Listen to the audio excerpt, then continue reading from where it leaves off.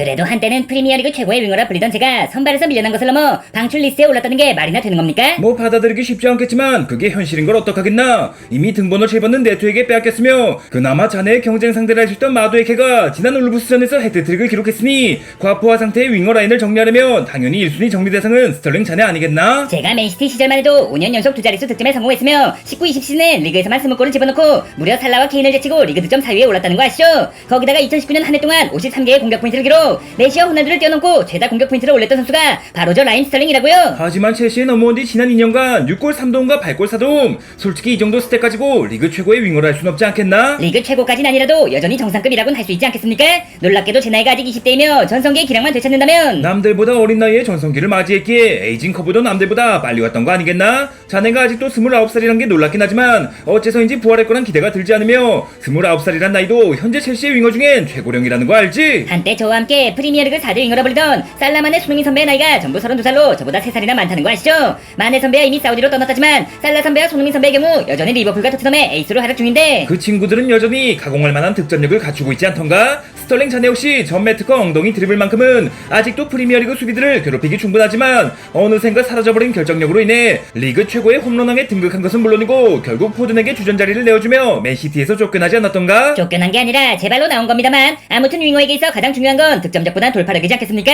전 과거 맨시티에서도 메인 득점원보단 찬스메이커 역할에서 빛을 발했습니다. 하지만 주포했던 아구에로 선배가 부상으로 이탈하고 제로톱으로 전술을 바꾸면서 기량이 눈에 띄게 떨어졌으며 반대로 잉글랜드 대표팀에선 케인 선배의 존재 덕분에 여전히 위협적인 모습을 보여줄 수 있었죠. 그러니까 우리 첼시가 아구에로나 케인급의 스트라이커를 영입한다면 스털링 자네가 다시 부활할 수 있단 말인가? 바로 그겁니다. 제가 장단점이 어시라고 저평가도 심하긴 하지만 그럼에도 불과 얼마 전까지 프리미어리그 최고의 윙어 중 한 명이었다는 거 아시죠? 미친 스피드와 드리블을 동시에 갖추고 있으며 PK 유도만큼은 프리미어리그 출범 이후 1위에 올랐을 정도로 수비들이 가장 까다로워하는 낮은 무게중심의 드리블을 바탕으로 기동력과 오프더볼, 위치 선정과 공간 창출, 거기다가 전방 압박을 비롯한 수비 가닥까지 수준급인 선수가 이제 겨우 29살에 부상도 거의 없는 편인데 이대로 다른 팀에 팔아버리긴 아까워도 너무 아깝지 않겠습니까? 솔직히 말해 스털링 자네의 다른 능력도 능력이지만 공이 어디로 향할지를 정확히 알고 그 위치에 쏜살같이 침투하는 오프더볼 무빙, 그 능력의 가치를 몰라보는 사람들 때문에 저평가를 당해왔다고 할 수 있지. 이제야 말이 좀 통하시는군요. 스피드와 드리블을 동시에 갖춘 동시에 공간 창출과 공간 침투를 동시에 갖춘 윙어, 그게 바로 아는 사람들만큼은 잉글랜드 역대 최고의 윙어라 부르고 있는 5천만 파운드짜리 엉덩이 라임 스털링이란 말이죠.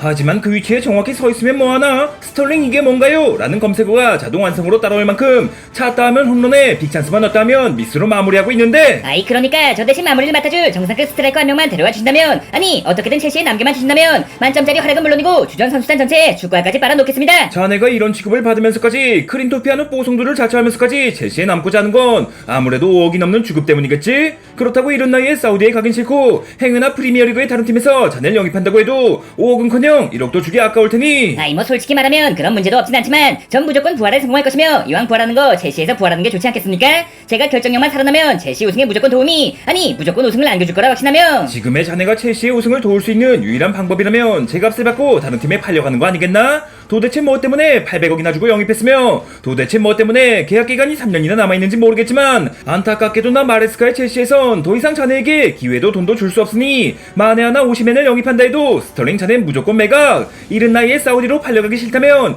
계속해서 자국 리그에 남아있고 싶다면 자네가 직접 다른 팀을 알아보란 말이지. 개막과 동시에 당연한 2연승, 승격팀 입스위치에게 한 골을 내줬다는 게 조금 아쉽긴 하지만 승점도 득점도 두둑하게 챙겨 리그 단독 선두. 이대로 시즌이 끝날 때까지 단 한 번도 1위를 다른 팀에 내주지 않는다면 결국 또 우승은 우리 맨시티가 될 거란 말이지. 뭐 현재로선 감히 누가 맨시티의 독주를 막을 수 있겠냐 싶긴 하지만 정말 이대로 괜찮겠습니까? 균도왕까지 돌아온 상황에서 우리가 걱정할 게 뭐 있겠나? 설마 지난 몇 년간 봉인돼 있던 나의 명장병이 재발하며 홀란드를 센터백으로 디아스를 원톱으로 쓸까봐 걱정인 거야? 그놈의 명장병 때문에 몇 번씩이나 챔스 우승에 실패했었는데 아직도 원치가 되지 않은 상태라면 제가 맨시티에 돌아오지도 않았겠죠. 그럼 도대체 뭐가 괜찮냐는 말이지? 균도안의 복귀와 함께 트래블 스쿼드가 다시 완성되었으며 포든을 비롯한 젊은 선수들이 리그 정상급으로 성장했지. 거기다가 지난 시즌엔 도쿠, 그바르디올, 누네스, 코바치치, 그리고 이번 시즌엔 사비뉴를 영입해 현 시점 프리미어리그에서 가장 압도적인 전력을 완성하지 않았나? 비록 알바레스가 팀을 떠나긴 했지만 바로 그 알바레스가 팀을 떠난 것이 문제란 말입니다. 홀란드가 2경기 만에 4골을 집어넣고 괴물같은 폼을 보여주고 있다지만 녀석이 다치기라도 한다면 혹은 큰 경기에서 기대 이하의 모습을 보여준다면 우리 맨시티의 이번 시즌 최대 목표인 쿼드러플에 다가설 수 없지 않겠습니까? 않겠습니까? 리그와 챔스, FA컵과 카라바오컵 전대회 우승을 하려면 수십 경기를 치러야 할 텐데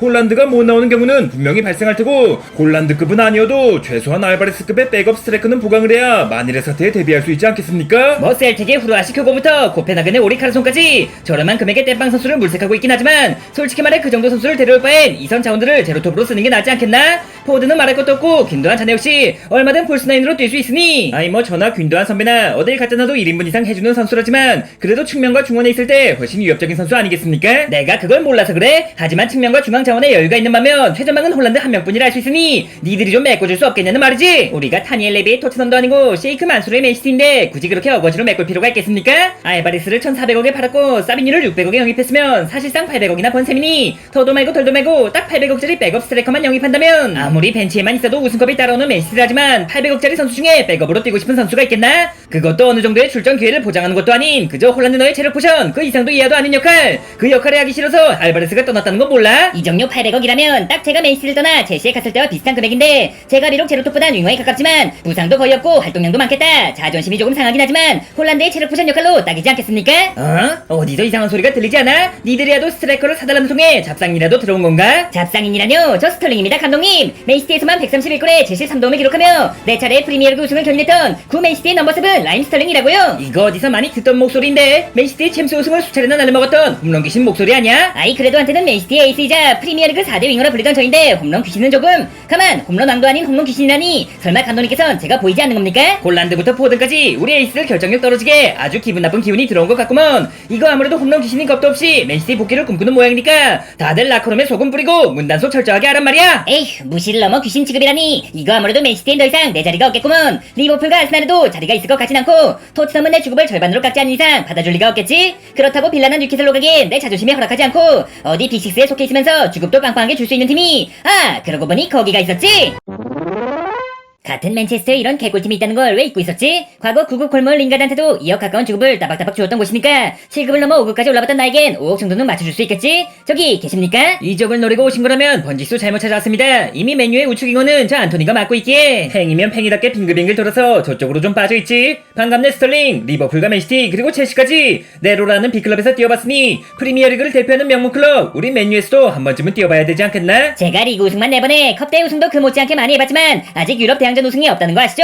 비록 맨유는 챔스가 아닌 유로파에 출전 중이지만 맨유의 새로운 에이스 라임 스털링 맨유에서 내민 구원의 손길을 유로파 우승으로 보답하다. 이거 나쁘지 않겠는걸요? 우리 맨유가 1,400억을 투자했던 안토니가 대실패로 돌아갔으며 1,000억짜리 마운트 역시 부활할 기미가 보이지 않고 기존의 에이스 레시포드 역시 더 이상 예전같이 못하던 거 알지? 뭐 카르나초나 아마드처럼 미래를 책임질 윙어들이 있긴 하지만 아직 경험이 부족하다고 할 수 있는 상황에서 좌우 모두를 소화할 수 있는 베테랑 윙어 스털링 차례만한 선택지가 어디 있겠나? 아이 뭐 일단 칭찬은 감사합니다만 제 가치를 인정하는 팀이라면 첼시에서 봤던 주급 5억 7천 그대로 줄 수 있는 거겠죠? 아무리 우리 맨유가 사람도 아닌 팽이한테 1억도 넘게 주는 팀이라지만 첼시에서 버림받은 선수한테 주급을 5억이나 줄 순 없지. 적당히 자존심 상하지 않을 만큼의 2억 2천. 어줍지 않게 사우디에 팔려가는 것보단 주급 삭감을 감수해서라도 프리미어리그에 남는 게 좋지 않겠나? 하긴 뭐 일단 부활할 기회만 주어진다면 주급을 끌어올리는 건 시간 문제일 테니 지금으로선 받아들이는 게 최선이겠죠. 근데 제 이종류는 어떻게 하실 생각이시죠?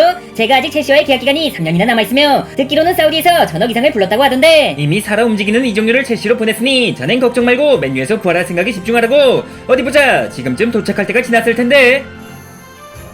첼시의 감독이 투엘이었던가 램파드였던가 아무튼 누구라도 안 계십니까? 금쪽이는 금쪽이로 바꾸는 게 진정한 도박. 선발 제외시 감독이랑 맞짱 까는 게 특기. 명단 제외시 도르트문트로 빤스런 치는 게 취미. 그래도 재능만큼은 역대급이라 불리던 스털링의 살아있는 이정료 제이든 산초가 왔습니다.